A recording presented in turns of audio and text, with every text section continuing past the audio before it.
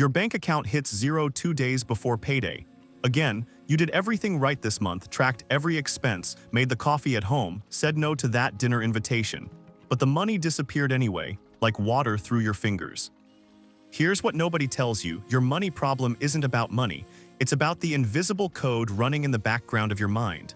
Software you never installed, never agreed to, never even knew was there. But it controls everything. And today you're about to see it. By the end of this video, you'll know exactly which program is sabotaging you, where it came from, and how to delete it. Because the person who breaks free from inherited programming, that person builds wealth. The one who doesn't, they work their entire life and die with the same beliefs they were born into. Let me show you how deep this goes. Right now, your subconscious mind is running 95% of your financial decisions. Not you, not your logic, not your goals. A system programmed before you could even walk. Between ages 2 and 7, your brain operated in theta state. Think of it like a sponge recording everything without a filter. Every conversation your parents had about money, every argument, every time someone said we can't afford that, every time you heard rich people are greedy. It all downloaded as truth, as law, as the way the world works. You watched your mother check the bank balance with her jaw clenched. You felt the tension when bills arrived. You heard your father say money doesn't grow on trees so many times it became scripture. And your subconscious recorded one simple equation: money equals stress, saving equals sacrifice, having more means you took from someone else. This wasn't conscious, you didn't choose these beliefs, you absorbed them the way you absorbed language, automatically, completely, without question. Fast forward 20 years, you're an adult, you have goals, you want to save, you know you should invest. But every time you try to build wealth, something goes wrong. You get an unexpected bill, your car breaks down, you find yourself impulse buying things you don't need. You avoid checking your account for weeks, you sabotage the raise by not asking for it. This isn't weakness, this isn't lack of discipline. This is your operating system doing exactly what it was programmed to do: keep you safe by keeping you exactly where you started. Here's the part that changes everything. Your subconscious doesn't care about your goals. It cares about consistency, about matching your current life to your recorded programming. If you grew up watching your parents struggle with $3,000 a month, your subconscious marked that as normal, as safe, as home. Now you make $5,000 a month. Logically, you should be comfortable, but your operating system sees surplus, sees danger, sees deviation from the program. So it finds ways to drain that extra $2,000. Subscriptions, impulse purchases, saying yes when you should say no, medical emergencies that seem to appear right when you're getting ahead. It's not bad luck, it's not the universe testing you. It's your mind protecting you from becoming someone your programming says you're not allowed to be. Scientists call this financial setpoint theory. Your brain has an invisible thermostat, and when your account balance rises above your programmed comfort zone, your subconscious turns on the air conditioning. Here's the really brutal part: even your beliefs about wealthy people are sabotage code. If you believe rich people are greedy, your subconscious will never let you become wealthy, because that would make you the villain in your own story. If you believe money changes people for the worse, your mind will burn every dollar that threatens to transform you. If you believe you don't deserve financial freedom because your parents never had it, you'll find a way to fail every single time you get close. This is why budgeting alone doesn't work, why discipline isn't enough, why knowing what to do means nothing if your operating system is running contradictory code. Let me show you what this looks like in real life. Dylan, 29, warehouse logistics coordinator. Salary $4,800 a month. Single, living in a one-bedroom apartment, rent $1,400. No kids, no debt. Should have been able to save at least $1,000 a month easy. But every month ended the same. $23 in checking, sometimes negative. He'd wake at 4:18 in the morning, hands cold, stomach tight, grabbed his phone, checked the balance. Negative $18, 6 days until payday. Same thought every time: this will never end. Tuesday, September 11th, 2:47 in the afternoon. Boss offered overtime. Good money. Dylan thought I should say yes, but his mouth said, can't this week, sorry. Sat in his car after, opened banking app, checked transactions, couldn't find the leak. Money just vanished.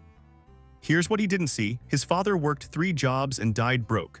Dylan watched his whole childhood, watched his dad grind and never get ahead. Subconscious conclusion downloaded at age 6, working hard leads to suffering, not wealth. So every time Dylan got close to comfort, his mind found a reason to spend, to stay stuck. Because stuck meant safe. Stuck meant he wouldn't end up like his father, working himself to death for nothing.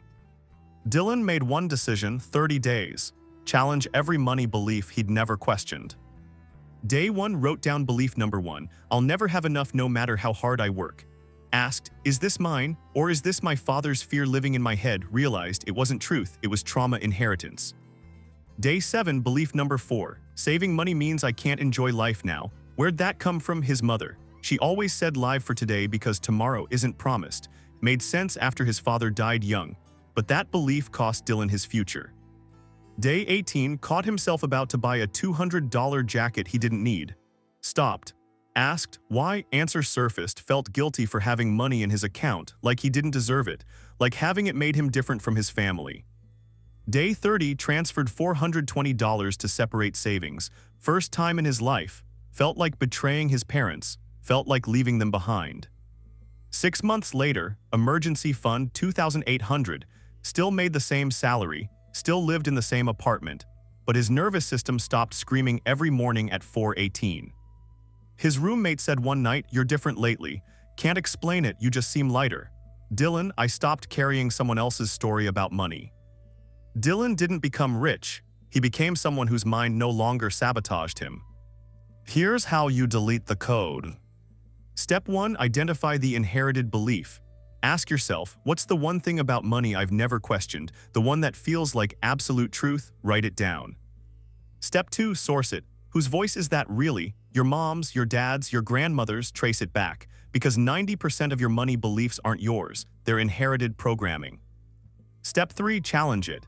Is it actually true, or was it true for them in their situation? Just because your parents couldn't build wealth doesn't mean you can't. Just because they struggled doesn't mean struggle is your destiny. Step 4, replace it. Create a new belief. Not I'm bad with money, but I'm learning to manage money in ways my family never taught me. Not rich people are greedy, but wealth gives me the power to help more people. Step 5, act on the new belief immediately. Don't wait. Transfer $20 to savings right now. Apply for that higher position today. Say no to that purchase you don't need this afternoon. Your subconscious learns through repetition and action, not through wishful thinking. Every time you act against the old programming, you weaken it. Every time you prove the new belief true, you strengthen it. This isn't about becoming a different person.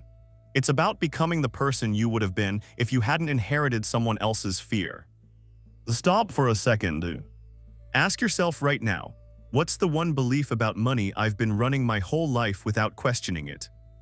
The one that feels so true you never even thought to examine it. Write it down. Now ask, is this voice mine, or is it an echo from my childhood, from my parents' struggle, from my grandparents' scarcity? Most people never ask this question. They live their entire lives running code written by someone else's trauma, someone else's failure, someone else's fear. You don't need permission to rewrite it. You don't need to wait for the right moments. You need to decide right now, am I going to keep living my ancestors' financial story, or am I going to write my own? The money you want isn't out there waiting for you to find it. It's in here, waiting for you to stop sabotaging yourself from receiving it. Delete the code, install new programming. Become the first generation in your family that breaks free. Comment code deleted if you just identified a money belief you inherited, and you're choosing to delete it today. The video on screen shows you the exact 5-step mental protocol to reprogram your financial operating system in 30 days. Real people, real results, real transformation. Like this video, share it with someone still running their parents' poverty programming. Subscribe because every single week I show you how to think like someone who's financially free. Join as a member for the deep work on rewiring subconscious money blocks.